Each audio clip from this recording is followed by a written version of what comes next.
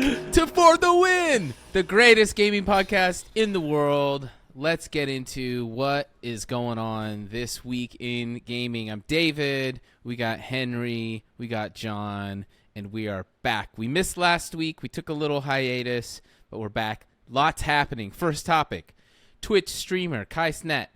Fans caused mayhem in New York streets. Cenat held a giveaway event in Union Square where he promised he would be handing out $100 gift cards, PCs, and PlayStation 5 consoles.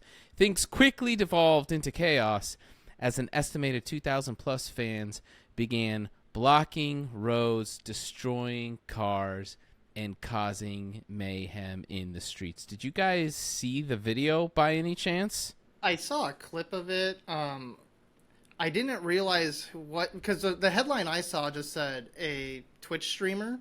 I didn't realize it was Kai. Sidebar real quick. Did you see his video last month for his birthday when someone gifted him the same flamethrower I have literally behind me? And he started using it inside his house. Oh yeah, I saw that. Yep. I'm surprised he wasn't giving away flamethrowers at this event.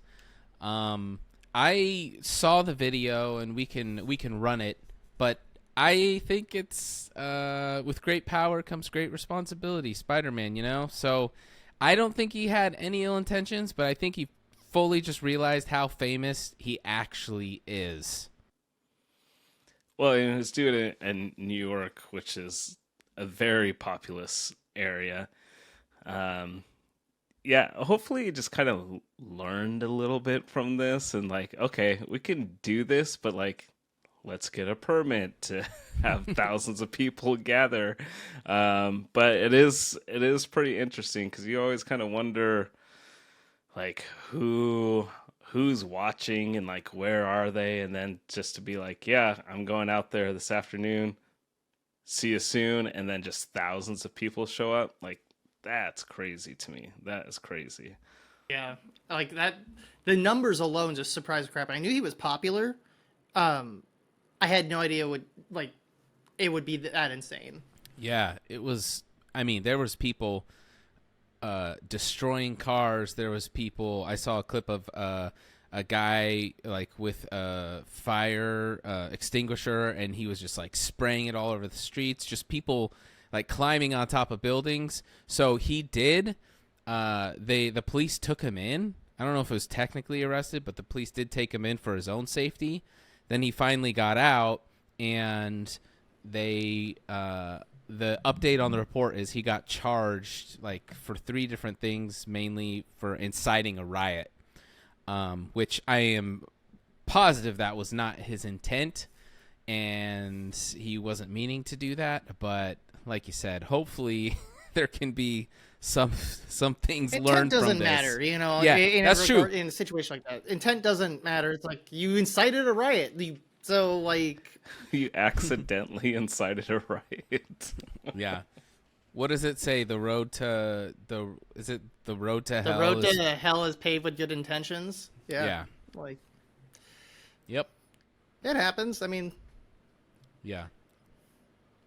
Luckily, there were only like a couple injuries and nothing like catastrophic in terms of like, you know, someone dying or something crazy like that. But hopefully next time we'll see like a win from it, because these things can be done. You just got to organize at a high level. I'm wondering if we're getting close to kind of a tipping point with like the general public just being like over live streamers or IRL streamers just pulling off random shenanigans in public or going up and pranking people. You know, like it seems like that has been getting a lot more media attention, and then this was like the biggest by far. But, you know, it seems like the general public is just like getting sick and tired of like pranks and people streaming, walking down the road and stuff. I know I am, to be perfectly honest. It really annoys me. I when I was working retail and people would come in and they're streaming, it's like, dude. Oh god. Yeah. It's like no one here is consenting to this, bro. Like. Yeah. Yeah, for sure. The bummer is that, video games and streaming culture doesn't really get a lot of mainstream press. And now when it does, it's something like pretty negative. And so, I mean, that's kind of how the media works. Of course, they don't, talk about when he gives away, thousands of dollars to families in need or any of the positive things that go down. But that's just kind of the nature of the beast. But yeah, it'll be interesting to see. They released an apology statement that didn't sound like him at all. It was from his team, but lessons learned. Mountain Dew Game Fuel is back. Maybe. New leaks reveal that a new Halo Infinite Mountain Dew Game Fuel is hitting store shelves this November. Flavors include citrus cherry and Mystic Punch. Okay, so as excited as I am about that, because I do love Game Fuel, but this is a different Game Fuel, Mystic Punch. The original one, Halo 3 one, was not Mystic Punch, right? It was like cherry citrus. So this will be interesting. Probably delicious. Citrus cherry, yeah. Citrus cherry and Mystic Punch. So two. Yeah. Okay, gotcha. Yeah. I thought it was citrus cherry Mystic Punch. No. They should have called it Mythic Punch. First of all. The original Halo 3 Game Fuel was, what was it called? It was just Game Fuel. Game Fuel. It was just there Game was no Fuel. flavor? Oh, no. It says cherry. dew with a blast of citrus cherry flavor. So what if it's the same? Is it the same? Original. That's what I'm saying. Yeah, that's what I'm saying. Citrus cherry, that's the original. So, that's why at first I was like, citrus cherry, but you screwed up with Mystic Punch at the same time. But no, forget two different ones. Yeah, it's two. But I mean, honestly, if you take Livewire and don't say it. No. Don't ruin the magic, Henry. It's the same. It's not exactly the same, but it's a pretty good approximation if you really, really, really. I feel like that's some LAN party discovery that you guys figured out, and you're like, ah. I mean, it just says it on the box: citrus Mountain Dew and cherry Mountain Dew. It's like, well, we have citrus Mountain Dew and we have cherry Mountain Dew. What? But I mean, I remember what I was going to say now about Halo Infinite food promotions. It's the weirdest thing because the game got delayed. Remember, there was all those foods that came out way too early to promote it. And Oreos, now we have Sour Patch, Sour Worms, Pringles. The Chips Ahoy were like way Chips early. Ahoy, yeah. There was like a potato chip that was supposed to taste like the Moa birds. Perfect. Allison got those for me. They were actually really good, but like they were a year old when we got them because I wanted them when Halo Infinite was new, right? And they were like Walmart exclusive. There's not a single Walmart in all of Seattle, I don't think. So like she had to order them. But anyway, like it's why Infinite Mountain Dew now and not when the game came out almost 2 years ago? Like, this is weird. Yeah, that's interesting. Hey, I'm always down for Game Fuel. The images that surface, the leaks, have Chief on it and then the new Cortana, and it looks pretty sweet. Now, I reached out to... Well, it's Mountain Dew, so... I reached out to a food blogger who I follow. He's a guy from, I think he's from New York, Marky Devo, and he's freaking amazing. He is in the know on everything, all the latest drinks, snacks, foods, everything hitting retail stores. I reached out to him. I sent him the picture, and I just said, hey, can you confirm this? Because it wasn't confirmed. It was leaks on Twitter. And what he replied back was, sadly, no. I work with Dew in drops, so I ignore leaks. Or I work with Dew on drops, so I ignore leaks. So... he did not confirm it. He didn't deny it either because he works with Dew, so he can't, he can't participate in that stuff. However, the images look pretty stinking promising, and the timeline, I feel like we haven't had a new Game Fuel in a minute, so I feel like the timing is right. I feel like we could be there. I think it's perfect because it comes out as the new Call of Duty comes out, and then as we get ready for Winter Wonderland, we're gonna have to stock up on cases. Yes. I remember I when, want them to release like the tall bottle can printed artwork ones like they had for Halo 3. I remember when I was in the Air Force and Modern Warfare 3 had just come out, and I had the Modern Warfare 3 Mountain Dew, and I was bringing a case in, and somebody's like, "Is that Call of Duty Mountain Dew?" And I was like, "Yeah." He's like, "What's it taste like?" And it's a case. I haven't even drank it yet, but like, and I was like, "Gun." It tastes like gun. Like, what? So more rumors floating about. This one could be huge, but again, rumors, hearsay. Rumors of a digital Xbox Series X have begun to surface. Microsoft has not confirmed, but multiple sources have started rumors that Microsoft has plans to release a discless Xbox Series X. I don't know how reliable that graphic is or where it came from. But John, you're a fan of the discless consoles. You were one of the first people I knew who picked one up. Yeah, I got the Series S. I mean, I love the console. It's super nice. It's so small, which I love. And I did get the expansion drive for it, so I have, just tons of space for games, Game Pass games and everything. So, I mean, it kind of sucks not having a disc drive, but then it seems like it's getting harder and harder to even buy discs anymore. So I don't feel like I'm totally missing out, and I've just kind of surrendered to all digital at this point in this generation. Like, You've given up. Is. So I'm giving up. Giving up on trying to have any discs anymore. Yeah. I feel like it comes with, like, you also have, like, 2 children to worry about now, so you can't really fight that fight. I don't have anything I'm fighting for, other than, like, my marriage. So it's like I still have some left in the tank to fight the powers that be and be like, I want my discs. Yeah. I went out and bought Harry Potter on disc. I went out and buy these things on disc because I have the extra 30 minutes to go and buy it. But, I get it. Like, when you get 2 kids, and the fight, there's no more fight for that. You get your priorities. Even if you have a disc, so many of these games require a connection, and they can just turn your game off. So it's sure, I have a physical disc. I might not be able to play it in 3 or 4 years, but at least I have a disc.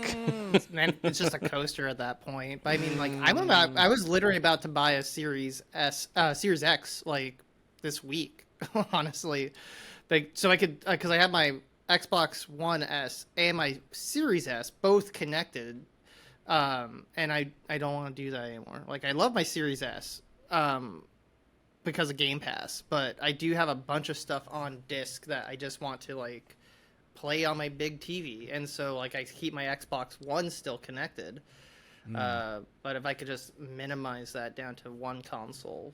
The thing is, with all the good things that Xbox is doing with their games and with backwards compatibility, I feel like, man, if I can, take Splinter Cell, for instance, I can go buy a copy of Splinter Cell for the original Xbox for, $8 or whatever, and I can pop it in my thing. I can pop it in my Xbox. It'll download the file, but it's still like that's an $8 game that I bought on the secondhand market, and I'm not paying the full, Xbox Microsoft Store $20 price. So I feel like there is value in having that disc drive still for some of those, like Shadowrun. When like I just grabbed it out of my closet the other day because it's like, oh, like there's like they're fixing the servers and the blah blah blah blah. So I went and grabbed it, put it in. It's like, all right, do you want to install this game? And so I think there is value, especially for people who have some of their older games, because then you still own them and you can still like put them in, download them, play them, and stuff like that. And then Microsoft had been going back and doing like 4K patches on some of their even really, really old games, which make them just look absolutely amazing, better than they did on the original hardware. And then, of course, we have stuff that is still so playable that it's getting a modern re-release, but it's also, the original is also backwards compatible, like Red Dead. You can play Red Dead Redemption, backwards compatible, upscaled to 4K right now, and it's like $7 on the secondhand market, you know? Yeah. So. Speaking of, Red Dead Redemption is coming to the PlayStation 4 and the Switch next week. After 13 years, Rockstar finally announced today that Red Dead Redemption is coming to PlayStation 4 and Switch. The ports will include the zombie-themed Undead Nightmare expansion and be able to be experienced on the PS5 via backwards compatibility. Why now? It's a great question. A lot of people were hoping that it would be a full-on remake. So when they announced it, it actually got met with quite a lot of criticism. People were pretty upset about it. I think it is kind of a bummer, but it is also a testament to how solid those games are, that they're still so good and they hold up so well. I know tons of people who still love those games, play them, sing their praises all the time. It's ridiculous. But it's so weird to do it for the PS4 and Switch, which are they're old.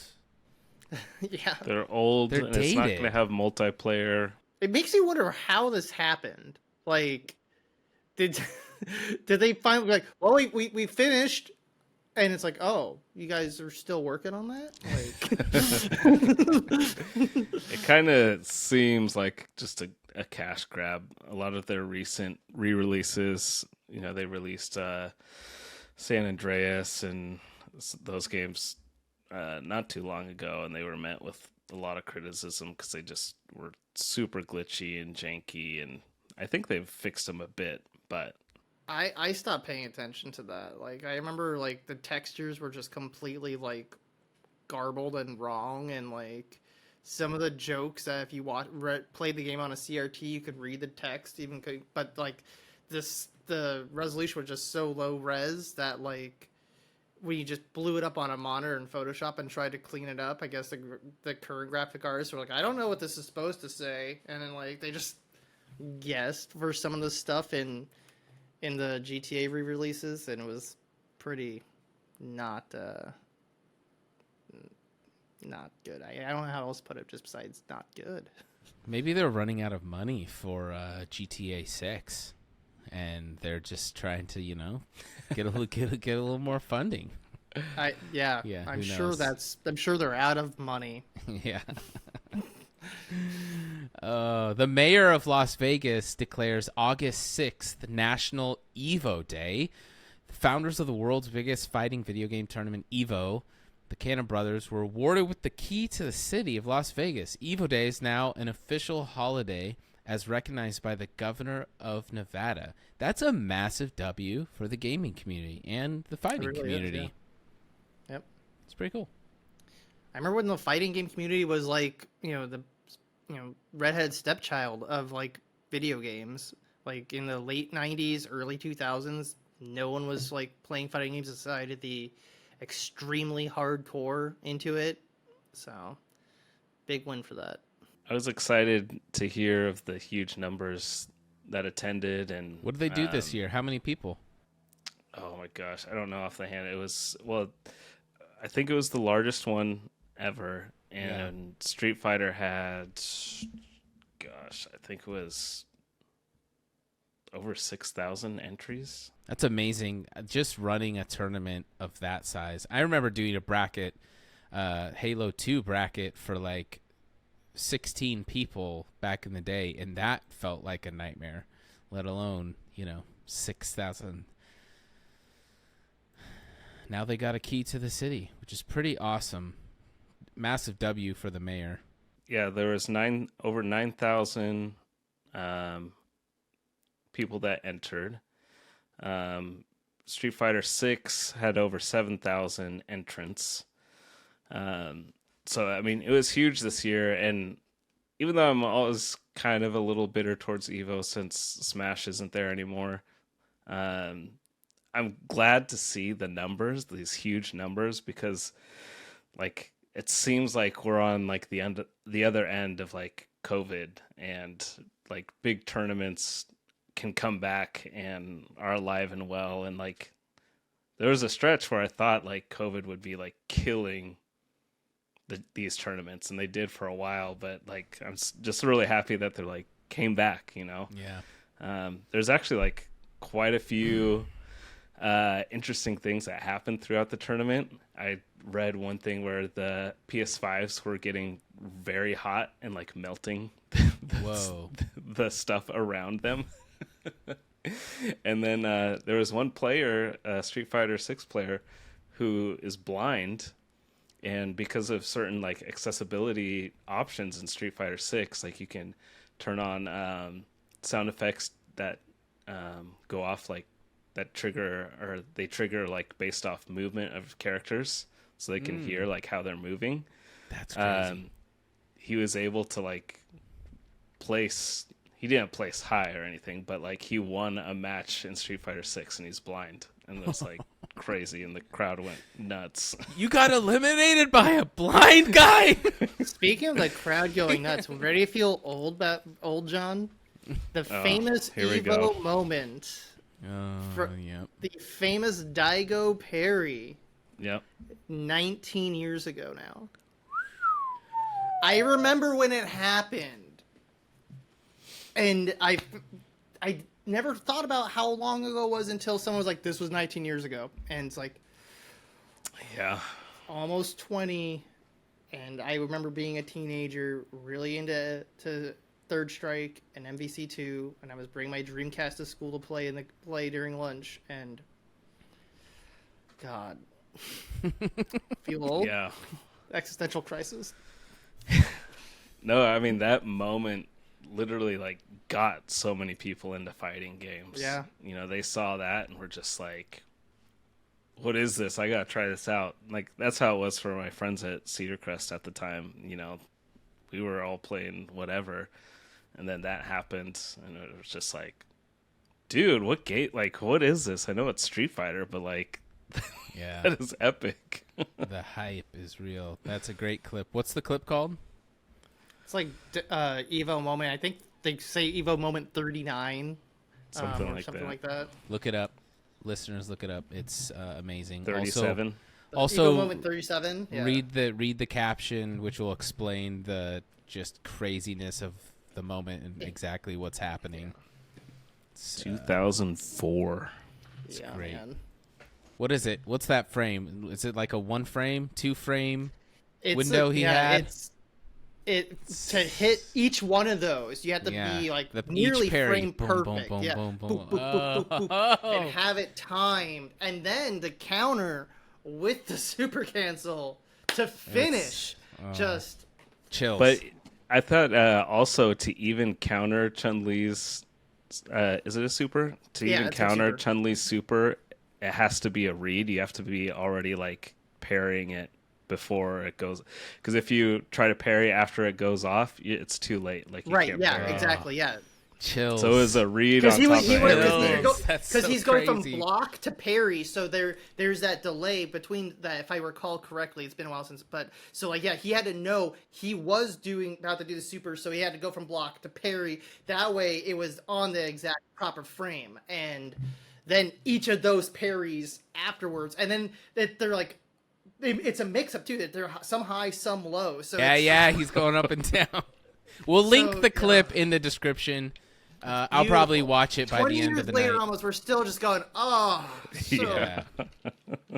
And then Daigo lost after that. Oh, yeah. Yeah, that's true. That's all right, though. Activision sent a mysterious package to Warzone players FaceWag and Optic Teep, hinting at the return of slide canceling. The packages contained an odd mix of items with a pair of slides, footwear, a can, and a burner cell phone, which seemingly hints at the return of slide canceling movement. Put the 3 random items together and you get slide can sell. This is an interesting PR move, no? So is slide canceling, is that one of those things that's like originally was unintended and now they're like making it a thing? It was in Warzone 1. They took it out in Warzone 2. And people like, were a lot of people weren't happy. It was an unintentional like maneuver, like wave dashing. I believe so. I believe it was like not an intentional, like you can't open the Warzone manual and see it. Here's how to slide. No, I don't think so. I mean, I don't really care about Call of Duty that much. So if you want slide canceling, go ahead and have it. You sweats. I don't care. Well, I'm glad it's coming back because it seems like it's obviously something people loved, and I know just from like playing Super Smash Brothers, going from Smash Brothers Melee to Brawl, like good point. There was a lot of people disappointed that I am wave dashing always wasn't for games having advanced movement techniques, unintentional or not, and if they and leaving them in, like how they're putting curb sliding, but they're buffing it back up in Halo Infinite because in Season 4 they nerfed it and putting it back. So, same deal. Interview reveals that former President Barack Obama mains Captain Falcon in the original Smash. Super Smash Bros. 64 player Cody Daniels said that he got to play Smash 64 with Obama at the White House. As a part of the experience, he also got a signed copy of the game, as well as a special card protector coin. Daniels further said that Obama was significantly better at the game than he expected, especially compared to average casual players. That's pretty neat. When did this happen? Yeah, I'm really curious about this. When Obama was in office, it was it was like almost 8 years ago now, and so we're just now hearing about this. Apparently, but also like, what leads to, would you want to play Smash 64? 64? Like, does Obama go, hold on, blows the cartridge in, like, throws it in there, pulls out an N6. Who has an N64 at the White House? Did he bring it? Was it Obama's? Well, you got to think. Was it Biden's? So Obama was born in 1961. So when did so he was what, like 30 years old when the N64 came out? N64 is 96 in the U.S., right? 1996. Late 20s or September whatever? 29th, I think. Okay, still, regardless, like, why is it at the White House? Like, bro, why not? Are you saying that Obama was a gamer but he stopped paying attention after the N64 came out, but he keeps that thing hooked up in the Oval Office. It's right there, right plugged in. Like, based on his age, someone maybe that he roomed with, like while he was at law school, must have had one. That's a good theory. I mean, and he said in the interview and on the podcast that he wasn't a scrub either. Like, he actually was like kind of holding his own a little bit. Yeah, spend a few years in a college dorm, you'll get good. Yeah.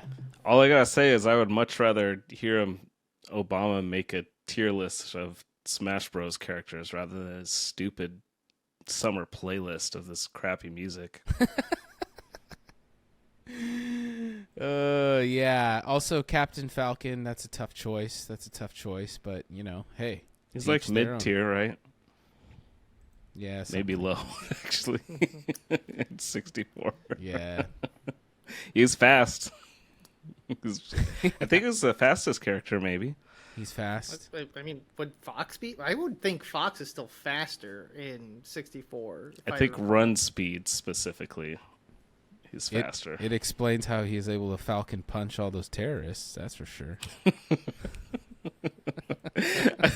I have one other Obama Nintendo 64 memory, and that's when they're in that one war room or whatever when their SEAL team, People were like, the SEAL team is going to Bin Laden's, and they're all like leaning forward, and then the bottom frame is the water temple from Ocarina of Time. I've seen people like Photoshop that so much to where it's like everyone just watched someone play Call of Duty or like and like anything goes on that. Like it's, gosh, that was such a funny meme from back then. That was a great meme. So good. That meme's also like 10 years old now. Henry, stop it! So my maybe that's what the actual picture was. If he was playing Smash 64, he probably had Ocarina of Time. They set up a CRT in the war room on the long table. They were playing Smash. Someone took the picture. He goes, whoa! Before that goes out, you have to Photoshop that. You have to put something else on the screen. Like you can't let them know that we're playing Smash 64. So good. Yeah, the media always painted him up. How many times did we see, Obama, shooting hoops with his security detail? All the time. It's like, oh yeah, Obama in pants and he takes off his suit jacket. Like that was the thing. But it's like, no, dude, this guy was a low key undercover gamer. And he was probably playing 64 once a week. I would have voted him for a third term if I could have. You know that movie? You know what that's from, Henry? You know what that's from? Nope. That's a different movie. No, that's not it. Same director, though. Same director, though. Get out. Get out. Call of Duty Modern Warfare 3 confirmed. Said nope. Call of Duty Modern Warfare 3 confirmed for November 10th release. John called it. We broke it here, basically. Well, I mean, Call of Duty's been coming out every November since 2003. Yeah. So. A new Call of Duty? Can't lose bet there. But wait. it is supposed to be. It's going to be different, though. It is like what we were talking about before, where it's basically like a DLC expansion rather than just a full-fledged retail release, right? Yeah, Activision has officially confirmed this Call of Duty game, Modern Warfare 3, and in the teaser trailer, this is really big, they say, the ultimate threat awaits. The Covenant. Crossover of the century. That's why they're bringing back Game Fuel at the same time. Oh my gosh. Imagine. The deal has gone through. Activision Blizzard, owned by Microsoft.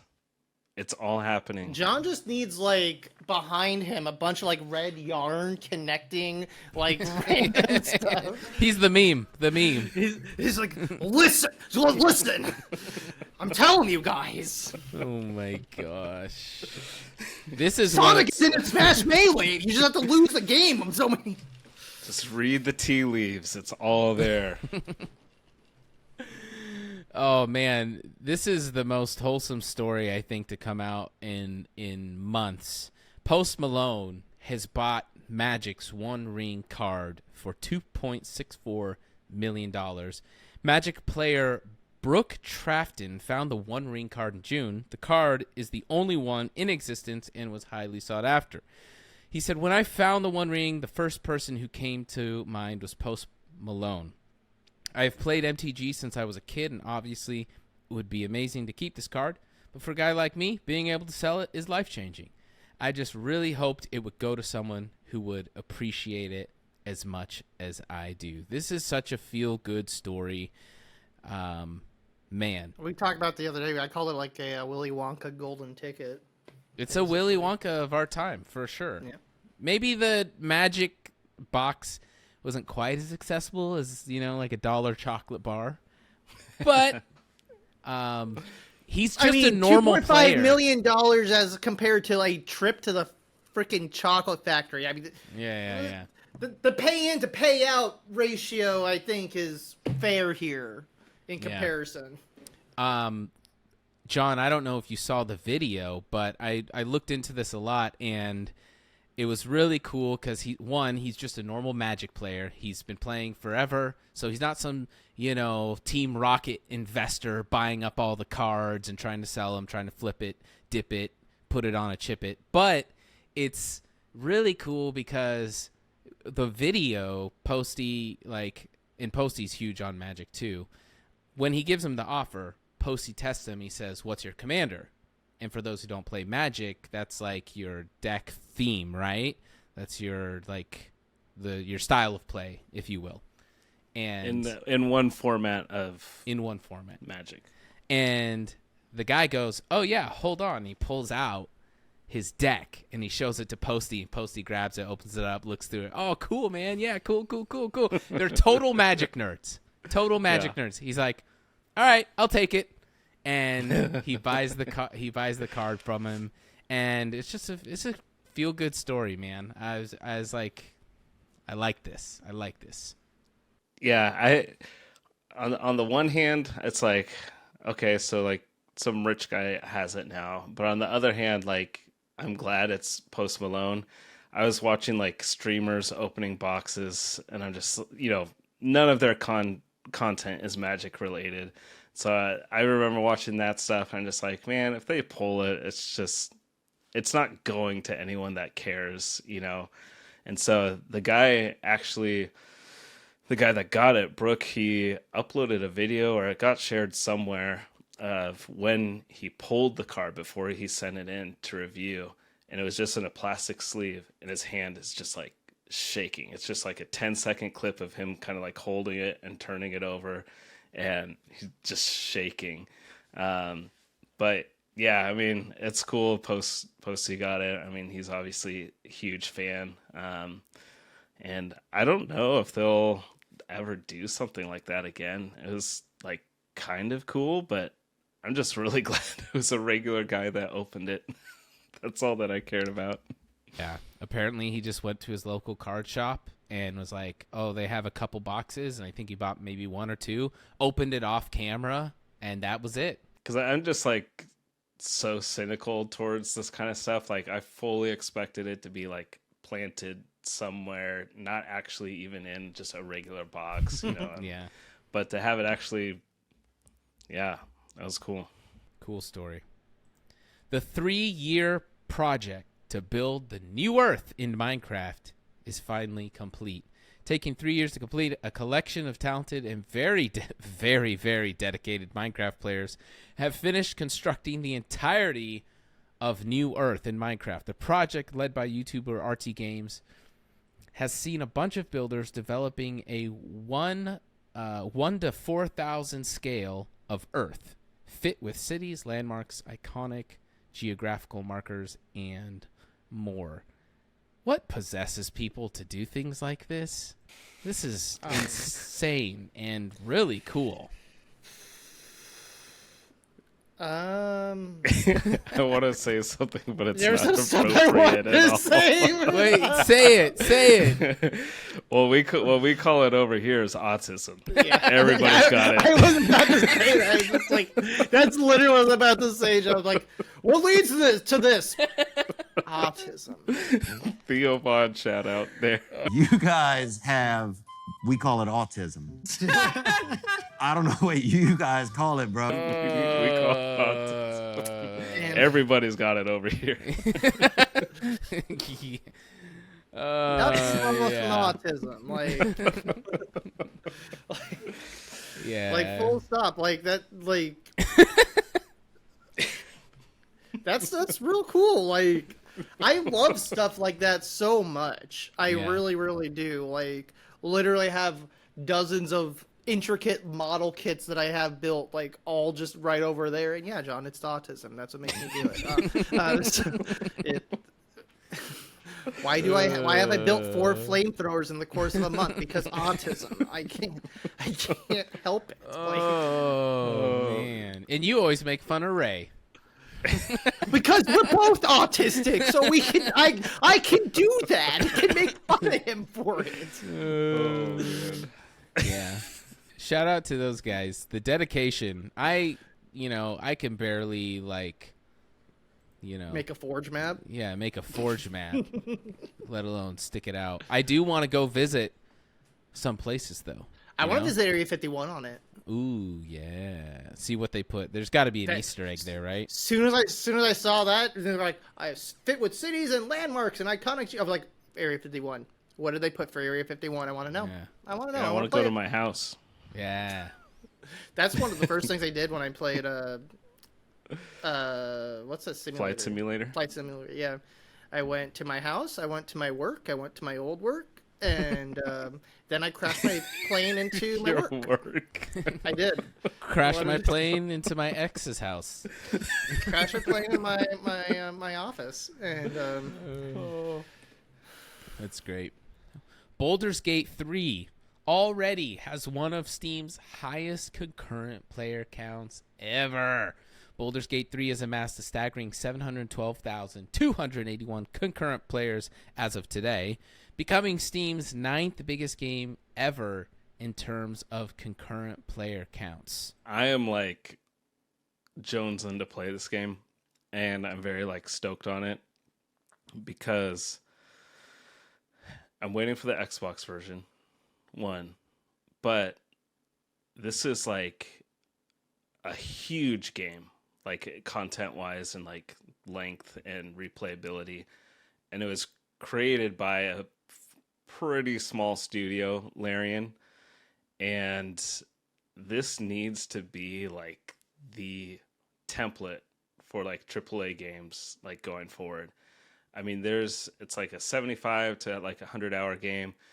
There's literally tens of thousands of like different endings. There's so many different classes and races and everything you can play. Like it's based on like a modified version of D&D 5th edition. But it's just like an absolutely massive game. And like everything I've heard about it has been so positive. Everything from graphics, visual, storylines, side quests, everything. And was made by like the smaller studio. How long they did they have spend experience. developing it?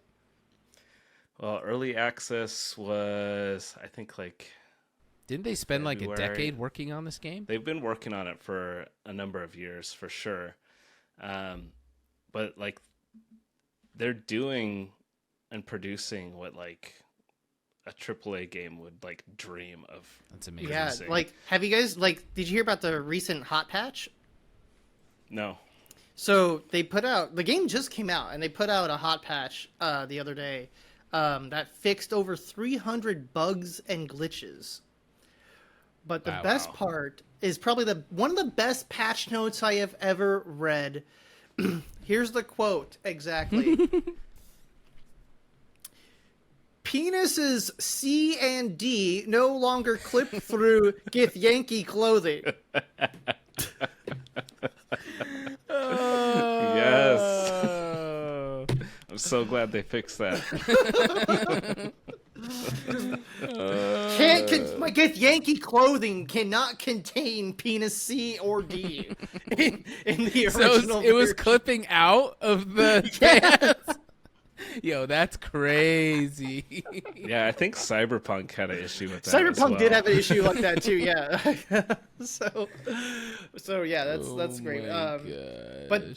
But yeah, the game came out like last week, and it's like they were like, we already fixed 300 bugs, and they were all minor, but we've already fixed 300 of them. It's like, meanwhile, some games were waiting so long for the smallest fix. The agility of a small studio. They don't have to go through all the same red tape and blah blah blah blah. That's amazing. Yeah, I'm very interested, and I'm sure you are now after hearing about. Well, they patched it. So maybe not as interested. No, but they've just had like a really good, I don't know, like mindset with like producing the game. Like it's not going to have any microtransactions. They believe they're delivering like a full, complete experience, and it's just like I wish that was happening more often. A lot of people, a lot of guys, they're from the Stone Ages, because in Baldur's Gate you can like you can, change the outfits around. And they're from the Stone Ages, and they're like, oh, I like to see my half-elf in skimpy clothes and wearing this and that. I've always thought that half-elves look the best just completely naked. I prefer it when they're wearing Yankee clothing and the penis C is clipping out. Like it does something for me. Oh my god! It's got a clip though. Yeah. I don't want not all the time. I like the anticipation and the surprise for when it clips out. So there's actually streaming and Twitch features for Baldur's Gate 3, so you can disable any explicit content so you don't get banned. Oh, that's good. So the tip doesn't clip. We patched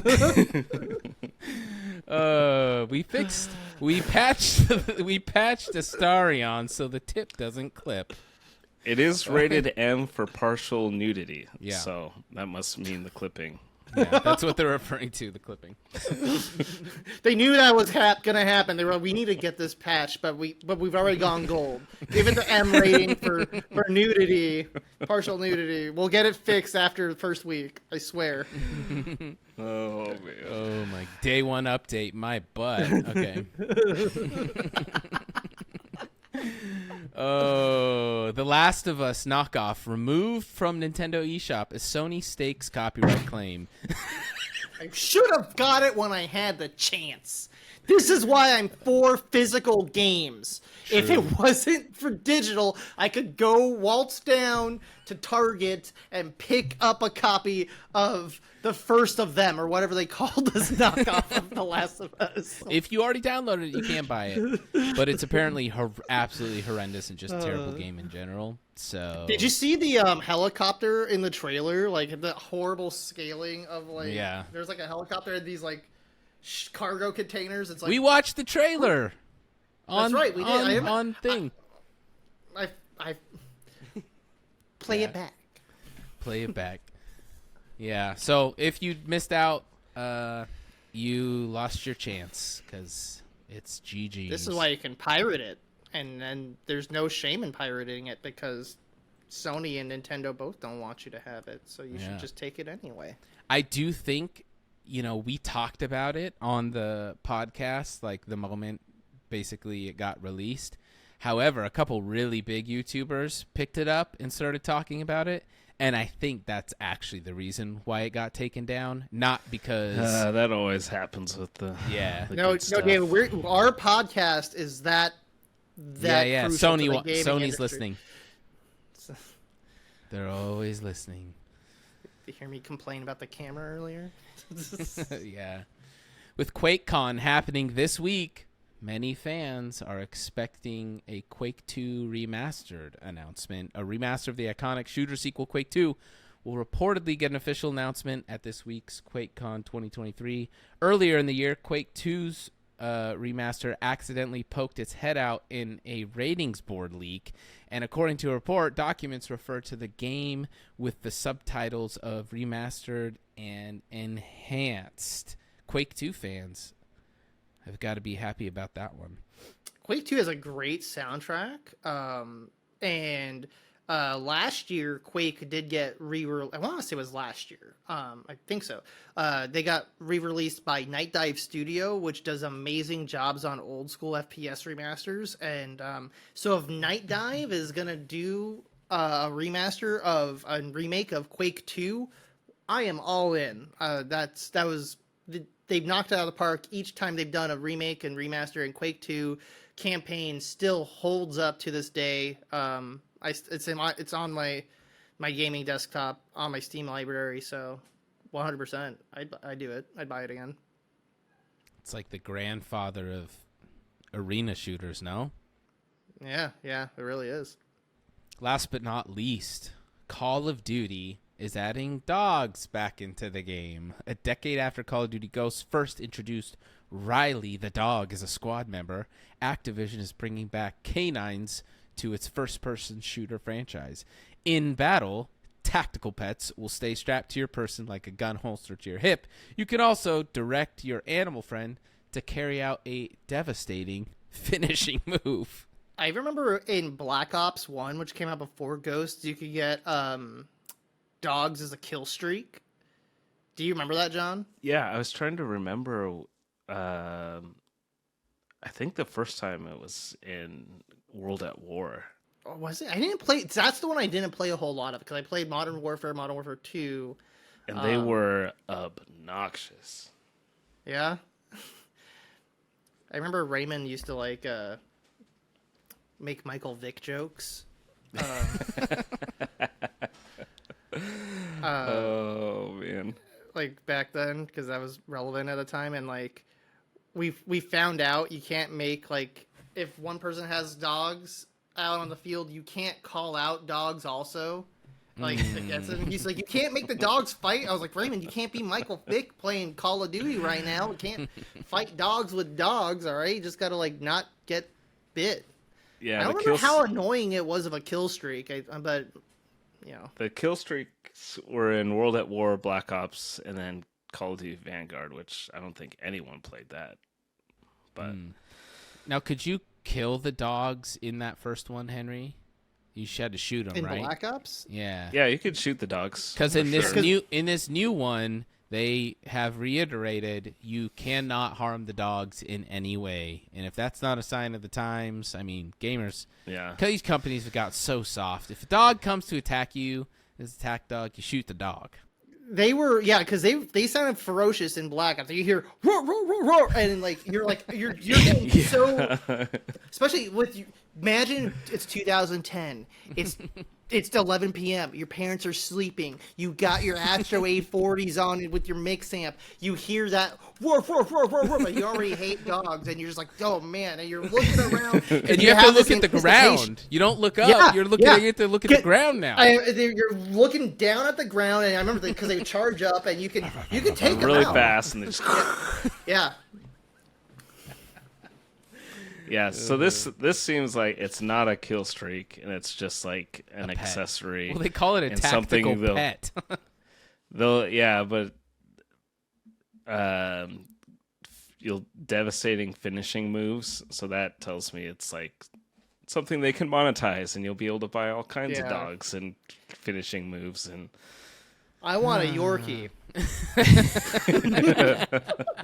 I want my Yorkie, and because they've already ruined all the cosmetics in Modern Warfare 2, so I want my Santa Claus looking operator, and he's got like a kitty gun, I think is what I got as one of my skins, and I want a little Yorkie that will tear someone down and like rip their face off. they literally just need to add just every dog breed, and people will just buy their own dogs in the game and have them do A little killing cheweener finishing like moves on runs people. like you're Well, knocked. Raymond, little cheweener Raymond runs will up. buy Raymond will buy a Pomchi. He doesn't even care. Like he will buy a Pomchi, and if he has to pay extra to add the black spots to his white Pomchi, he will buy the black spot DLC. And you could sell millions of accessories. Oh, People yeah. will buy them just like for their real dogs. Yeah. Yeah. Make a fortune. I mean, can we really talk crap? We all three of us, I think, bought the dog DLC on the Hunter Call of the Wild. Yeah. Yeah. I've quickly put them back in the kennel, though. Yeah. Yeah, once you level up enough, you're like, I don't want to play with you anymore. And you Drop the dog. then they just became like a ramp for our ATVs to play. Yeah. So Tactical pets. yeah, it's like Nintendogs, but with guns, basically. See, that sounds much better. That makes it sound way cooler. I would play Nintendogs with guns. Or Dogs with a Z. Remember that game for Nintendo DS? I do remember that. I do remember that. I did I do remember in Call of Duty Ghosts, I did get really sad during the mission where like your dog is injured and you have to like pick him up and carry him, and you're like, don't freaking die. And like I was like, I know they're not gonna let me die with the dog, but still it makes me sad. I wonder if there's going to be any what's that Will Smith End of the World movie?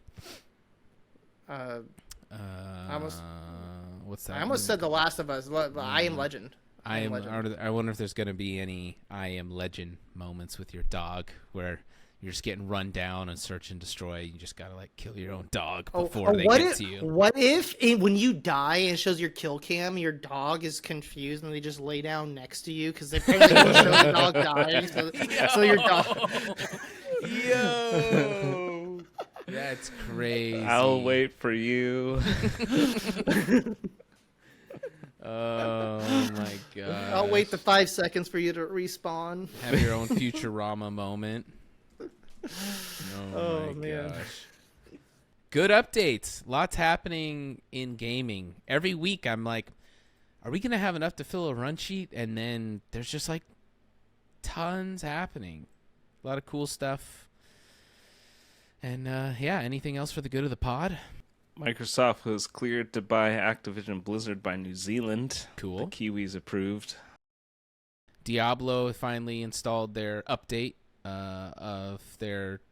they fixed their update. They updated their last patch update. They patched their patch. So it's better now. The mob density is really good.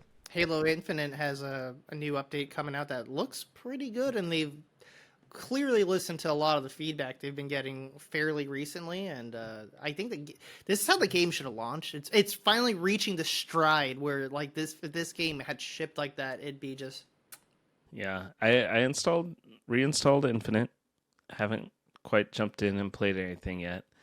I still am just kind of sad about single player, like that huge, big, open world, and so much of it is empty. And it's like they could do so much with it, but yeah, who knows? Who knows? Good times, great oldies. Follow us on Instagram, Spotify. If you listen on Spotify, rate the podcast. That helps a ton.